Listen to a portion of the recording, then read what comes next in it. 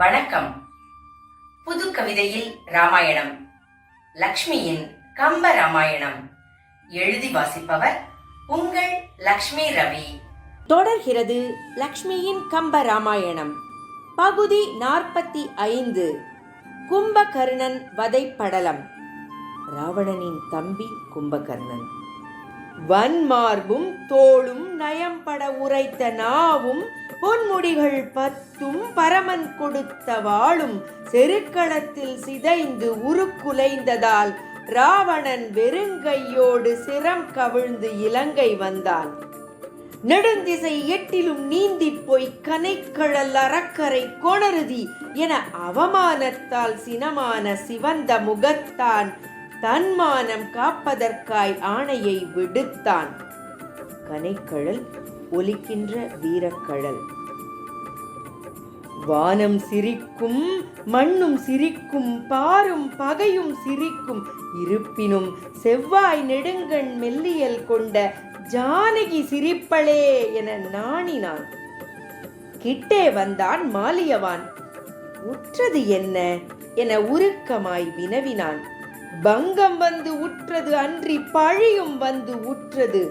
முக்கண்ணனை முதல்வனாய் மூவுலக வீரரையே துணையாய் கொண்டு எளிதாக எதிர்த்தேன் நான் இப்போரை. ஆனால் இளையவனுக்கு முன் ஆற்றாது என் பெருஞ்சேனை. இலக்குவனின் ஆற்றலை புகழ்கிறான். அம்மனிதனின் வில் வடக்கதோ தெற்கதோ உணர்ந்திலேன், இடத்ததோ வலத்ததோ அறிந்திலேன். வேதம் தப்பின போதும் அண்ணான் தனு உமிழ் சரங்கள் தப்பா. ராமனின் ஆற்றலை புகழ்கிறான். அண்ணான் என்றது ராமனை, தனு வில் மனிதன் என்றே ராமனை குறிப்பிட்ட ராவணன் இப்போதுதான் ராமனை குறிப்பிடும்போது மனிதன் என்று கூறுவதாக கம்பர் கூறுகிறார். காற்றையோ கனலையோ அன்றி அவன் ஊர்தியாய் கொண்டதோ சிறு குரங்கினை. நாசம் வந்து உற்றபோதும் நான் நல்லதோர் பகையை பெற்றேன் சிலிர்த்தான். மாலியவானின் அறிவுரை. நின் உரைக்கு வேறுரை உண்டோ? முன்னமே நான் சொன்னேன், விளைவன பல விளக்கினேன், கொள்ளவில்லையே கோபித்தனையே. மாலியவான் ராவணனின் பாட்டனார். இவர் அவ்வப்போது ராவணனுக்கு அறிவுரை கூறி தெளிவுபடுத்தி வருகிறார். மகோதரனின் உறுதிமொழிகள்.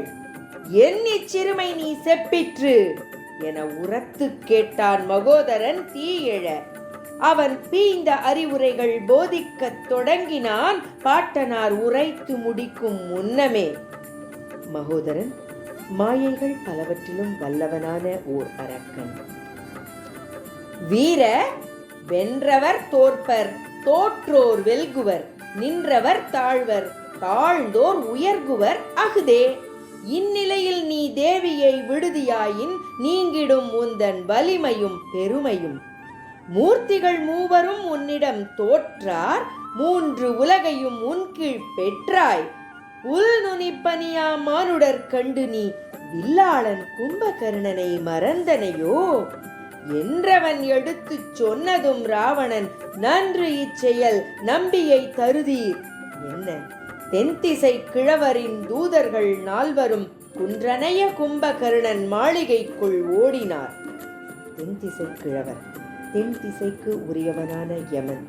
போரில் தவறாமல் இறக்கப் போகிறான் கும்பகர்ணன் என்று குறிப்பாக கூறுகிறார் கம்பர். 1000 வீரர்கள் கும்பகர்ணனை துயில் எழுப்புதல்.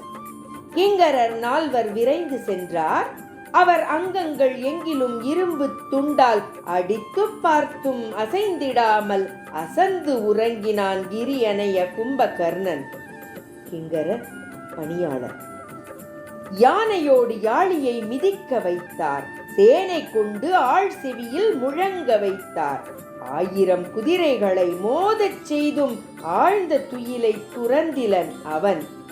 காலோய்ந்து போன சேனை வீரர்கள் கன்னமிரண்டிலும் உலக்கையால் அடித்தனர்.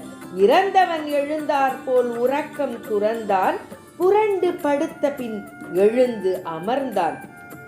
விண்ணை எட்டியது அவன் மகுடம், வானை மறைத்தது பெரும் மேனி, கண்கள் இரண்டும் கடலென விரிந்தன. மண்ணை அளந்த திருமாலாய் அவன் நின்றான். 600 வண்டி உணவினை அள்ளி உண்டான். 200 குடம் கள்ளினை ஒரு மடக்கில் குடித்தான். 100 தட்டு ஊனையும் வளைத்து முடித்தான். பின் அண்ணனிடம் எய்தினான் குன்றனைய கொள்கையான். நீள் நெடுங்காலோடு சென்ற குன்றொன்றை நேசமாய் தழுவியது நின்ற குன்று. வன்துணை பெருந்தம்பி வணங்கியதும் அண்ணன் தந்திரள் தோளால் ஆரத் தழுவினான். பின் வீர பட்டத்தை அவன் நெற்றியில் கட்டி விரிந்த மார்பினில் செஞ்சாந்தம் சூட்டி தோள்களில் கவசத்தை இறுக்கிச் சுற்றியதும் அன்ன காலையில் ஆயத்தம் ஏன் புரியாமல் வினவினான். சிவன் கொடுத்த கவசம் அது. வானர சேனையுடை மானிடர் இருவர் நம் மாநிலம் வளைத்ததோடு வென்றிட்டார் என்னையும். நீ இனி அவரின் இன்னுயிர் முற்றுதி போய் என்று வாயினின்று அனல் பறக்க ஆணையிட்டான். ஜானகி துயர் தவிர்ந்தது இல்லையோ, அன்ன கற்பின் செல்வியை விட்டிலையோ. தின்திரள் ராமனை வெல்லலாம் என்பது பெண்மயிலை தழுவலாம் என்பது போலுமால். ராமனை வெல்வதும் சீதையை தழுவுதலும் முடியாத காரியம். தையலை விட்டிடு, ராமன் தாள் பற்றிடு, ஐயமற்ற வீடனனோடு இணங்கிடு. அன்றியேல் பந்தி பந்தியாய் சேனைகள் அழியும், அதை பார்த்து பார்த்து நீ வருந்துதலே நிகழும். ராவணன் சினந்து கூறுதல். எனக்கு அறிவுறுத்த நீ என்ன அமைச்சனோ, மானுடரை வணங்கிட நான் என்ன துச்சமோ. ஊனுடை குரங்குதான் உனக்கு உச்சமோ, உறங்குதி நீ போய் இரவும் பகலும். தருக என் தேரையும் வாளையும், வருக எம்மோடு பொருக வெம்போர். புறப்பட்டான் அண்ணன். பொருத்தியால் உரைப்பதற்கு ஒன்று உள என பொன்னடி வணங்கி தொடர்ந்தான் கும்பகர்ணன். வென்று நான் வருவேன் என்று உரைக்கிலேன், நின்று போர் புரிகினும் யான் கொன்றுபடுவேன். வென்றுளர் என எண்ணின் வெல்குவர் உன்னையும், பின்னை நினைத்து எண்ணுதல் பிழையாகும். இன்று நீ செய்ய வேண்டியது ஒன்றுண்டு, நன்று என அந்நங்கையை விடுதலே நன்று. கொற்றவ, இற்றை நாள் வரை யான் செய்த குற்றங்கள் உண்டெனில் பொருத்தி விடை பெற்றான்.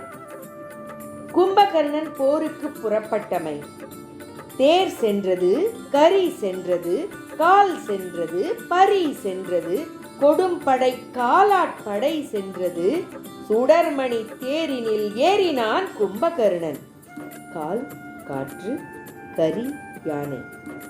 மேரு மால்வரை போல் தேரினில் வருபவனின் தோளோடு தோள் பார்க்கின் நாள் பல கழிந்து போகும்.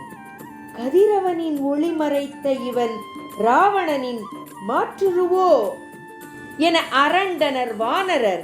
கண்ட அருளாளன், வீடனனே விரைந்து சொல், யார் இவன் என்றான். ஆரிய, ராவணர்க்கு பின்னவன், இவன் எனக்கு முன்னவன். கூறிய சூலத்தை கை கொண்டவன், கரிய காலனையொத்த கும்பகர்ணன். ஊனுண்டு பருத்தவன், வான் உயர்ந்த வரத்தினன், மேல் நிமிர்ந்த மிடுக்கினன், தான் உயர்ந்த தவத்தினன். பிறன்மனை பூவை கவர்தல் அறமன்று, அதனால் உதிரும் பலர் சிரம் என்று தன் அண்ணார்க்கு இருமுறை அறிவுறுத்தி சொன்னவன். என்றந்த வீடனன் முடித்ததும் இன்று இவனை கொன்று பயனில்லை, நன்று நம்மோடு இணைத்தல் என ஒன்றி நவின்றான் சூரிய புத்திரன். நலம் ஈதே என்ற நாதன் செல்லும் தூதன் யார் என்று வினவினான். வணங்கிச் சென்றான் இலங்கை வேந்தன், வந்தவனை அணைத்தான் கும்பகர்ணன். முதலில் அங்கதனை போர் நிறுத்த தூதுக்கு அனுப்பினான். 2வது முறை நிராயுதபாணியான ராவணனோடு தாமே போர் நிறுத்த ஆலோசனை மொழிந்தான். 3வது முறையாக கும்பகர்ணனிடம் வீடனனை அனுப்புகிறான். இத்துடன் பகுதி 45 நிறைவு பெறுகிறது. காத்திருங்கள், பகுதி 46 தொடர்ந்து வரும்.